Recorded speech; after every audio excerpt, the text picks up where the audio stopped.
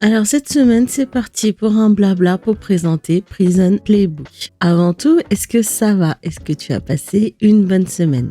Alors, Prison Playbook, ça fait partie des dramas que je recommande chaudement. Ouais, je pense que pour le côté K-drama, en vrai, je vais partir vers des dramas que je recommande. Et je vais aussi continuer dans la thématique, débuter dans le monde des dramas que j'ai commencé avec cette vidéo-là. Et du coup, c'est un peu la piste que je vais explorer dans les mois à venir pour l'aspect drama coréen de la chaîne. Bref, Prison Playbook, dis-toi que ça fait partie des gros coups de cœur drama coréens que je revois de temps à autre et que je conseille à fond aux gens qui ont envie de se mettre dans les dramas coréens. Le pitch, c'est l'histoire d'un mec, Kim Jae-hyuk, qui se retrouve en tôle après avoir défoncé le mec qui a essayé de violer sa sœur et qui est condamné pour 1 an. Et tu vas le voir naviguer pendant cette année où il rencontrera des gens et il passera lui aussi par une évolution un peu comme un Pokémon adorable. Le drama, il est pour toi si t'aimes bien les styles un peu slice of life qui se concentrent énormément sur les personnages avec une bonne touche d'humour et de drame.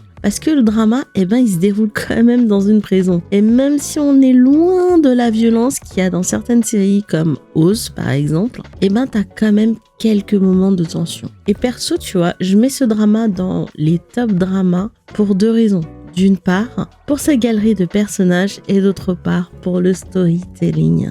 Prison Playbook, en fait, si tu veux, ça raconte d'une manière touchante l'histoire de ces gens qui passent par la case prison. On les rencontre tous à travers Kim Jae-hyuk, parce que c'est le héros déjà, donc forcément. Mais mis à part ça, le drama, il prend le temps d'explorer chacun de ces personnages avec beaucoup de tendresse pour ceux qui le méritent. Parce que franchement, il y a des cassos dedans, t'as beau mettre toute la tendresse du monde, il y a rien à en tirer tellement leur âme, c'est cassos land. Et franchement, c'est trop bien fait. Le drama, il a vraiment un regard touchant sur ces personnages qui ont tous leur histoire. Beaucoup ont commis des crimes, quelques-uns non, mais tous sont passionnément humains. Et c'est ça qui fait l'une des forces de ce drama. Que ce soit du côté des prisonniers ou des gardiens, l'histoire elle prend vraiment son temps pour dévoiler les nuances de ces personnages. Et tu te retrouves avec l'équivalent drama du tableau. À titre d'exemple, les hasards heureux de l'escarpolette, avec beaucoup de lumière et beaucoup de sombritude.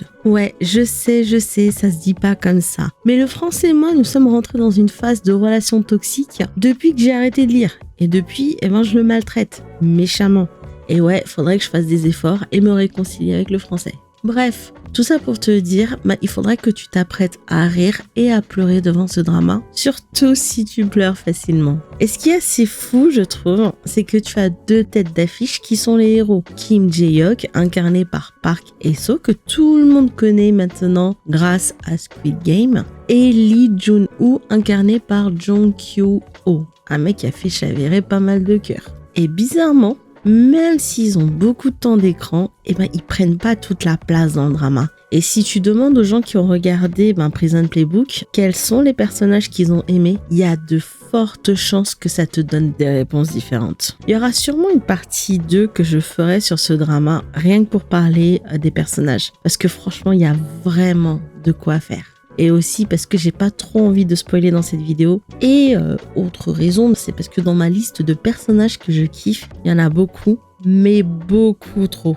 C'est abusé. Oh là là là là là là. Je suis incapable d'en choisir tellement je kiffe trop de personnages. C'est abusé. Bref, sans aucune transition, l'autre force de ce drama est, comme je l'ai dit, le storytelling. La structure narrative est juste trop waouh quoi. Je sais pas si t'as vu Lost, mais en gros, tu vois, dans Lost, l'histoire, elle fait des allers-retours entre le passé et le présent. Et Prison Playbook, elle suit cette logique. Tu as la timeline principale, mais le drama, il va pas tout te dire. Il va te cacher sciemment des scènes qui va te ressortir un peu plus tard. Et même des fois, il va faire des flashbacks dans les flashbacks. Les coupures dans l'histoire sont vraiment parfaites. Chaque scène est coupée de manière à ce que ça te contente en tant que spectateur. Mais quand tu as un flashback qui revient sur cette scène pour te montrer un autre détail ou une suite à cette scène, tu te dis « Ah !»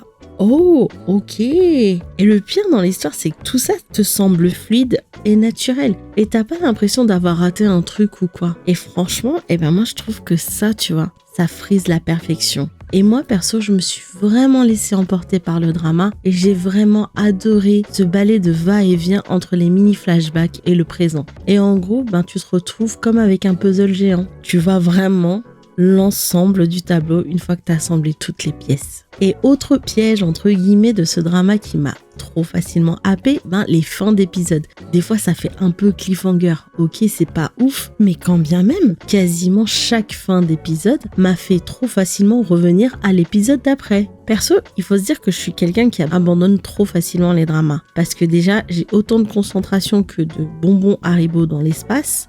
Et donc forcément, j'abandonne trop facilement. Mais ce drama-là, je l'ai suivi et je l'ai fini religieusement. Et chaque fin d'épisode, sans être des cliffhangers de folie malade, ça titille suffisamment la curiosité et l'envie de continuer le drama. Comme je l'ai dit, si t'as jamais regardé le drama, prépare-toi à rire et à pleurer si c'est ta tasse de thé, bien sûr. Et franchement, l'humour, il est juste trop top.